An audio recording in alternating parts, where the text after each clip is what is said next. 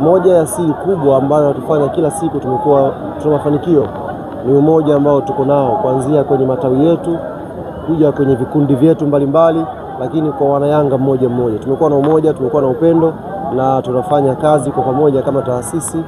Pana changamoto, ushauri unatoka, unafanyiwa kazi, naendelea kwenda mbele zaidi. Kwa hiyo ubingwa huu ni ubingwa wa 5 mfululizo, ni historia kwa kizazi hiki.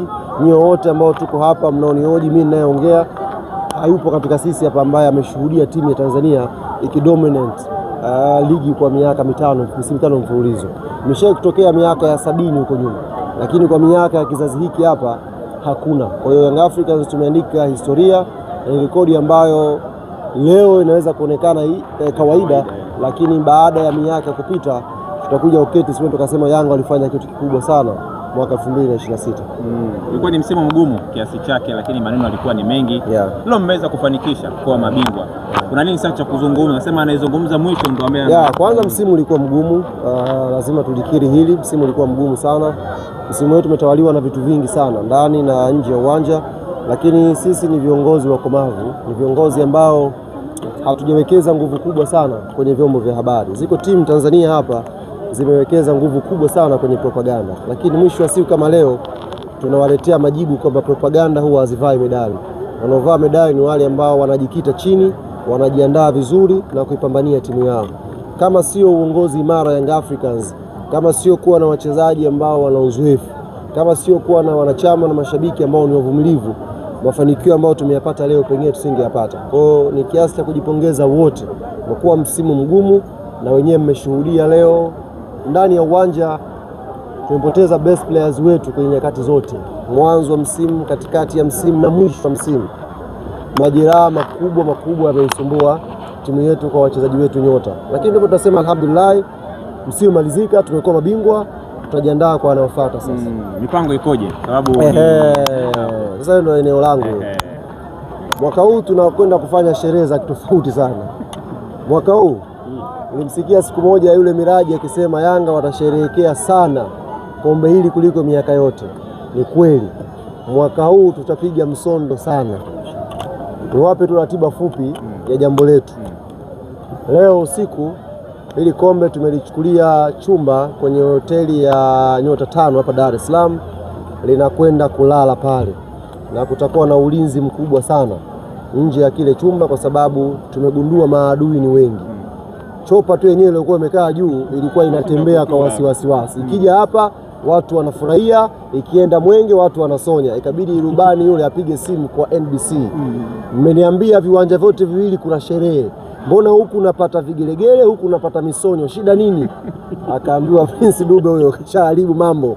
Kwa hiyo chopa ikabidi irudi kae inatembea tu hapa jeshini hapa, kule tena haiendi. Sasa leo tunakwenda kulihifadhi kwa ajili ya hao maadui, lakini siku ya Ijumaa ambayo itakuwa ni tarehe 3 tutakwenda kufanya dina gala moja kubwa sana hapa Dar es Salaam kwenye moja ya hoteli kubwa sana. Tutaalika viongozi na mashabiki mbalimbali kwenye hiyo dina gala ya kusherehekea uchampioni wetu. Alafu Jumamosi tarehe 4 ndio siku ya paredi. Tarehe 4 mwezi wa 7 ndio siku ya paredi, na paredi safari hii haitafanyika Dar es Salaam, itafanyika katika jiji la Mwanza. Tunakwenda kuifanya Mwanza. Kwa hiyo tarehe 4 Air Tanzania itaondoka hapa, itakwenda Mwanza, gari linatusubiri kule, tutapanda, tunaelekea CCM Kirumba kwa ajili ya burudani. Kwa hiyo niwaambie wanayanga wa kanda ya Ziwa wajiandae. Mwaka huu uongozi umechagua paredi la kihistoria la mara 5 likafanyike tarehe 4 Mwanza. Kwa hiyo wajiandae. Nimekusikia vizuri mwenyekiti. Na waliokuwa Dar es Salaam tujiandae na safari ya kwenda kwenye sherehe. Siku hiyo tutasherehekea asubuhi mpaka usiku. Tuna orodha ya wasanii wote mnawajua nyie, wataperform wandai na wa kimataifa watakuja. Hatutaacha mwili wetu siku hiyo hata katika sehemu kidogo tusifurahi. Kwa hiyo tarehe 4 Jumamosi ni paredi la kihistoria Mwanza hiyo. Nimekusikia vizuri mwenyekiti, ni tarehe 4 hii ya tarehe 4 Jumamosi. Chuma itaondoka Dar es Salaam itakwenda Mwanza, gari la paita tusubiri pale.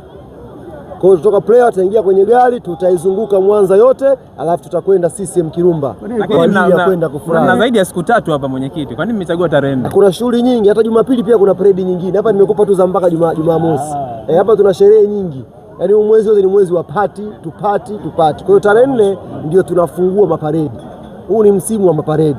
Tarehe 4 tunafungua, basi limeshafika, liko Mwanza limetulia. Kwa hiyo tarehe 4 tunakwenda wanayanga wote. Kwa wanayanga Dar es Salaam tujiandae na safari.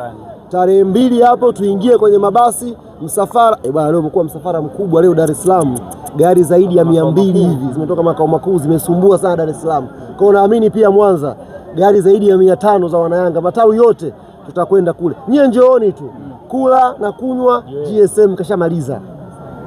Patachinjwa ng'ombe, patachinjwa kuku, yatagewa maji, juisi, kila kitu bosi ameshagharamia. Kwa hiyo sisi wanayanga Dar es Salaam tujiandae twende, alafu wale wa Mwanza wa kanda ya ziwa wote wajiandae kutupokea. Tarehe 4 ni parade day. Jumamosi hiyo parade day hiyo. Yaani mnaanza kufanya shughuli juu ya shughuli. Tarehe 4 ni parade day. Wewe unatujua, una mashaka na mimi Jadu? Una mashaka na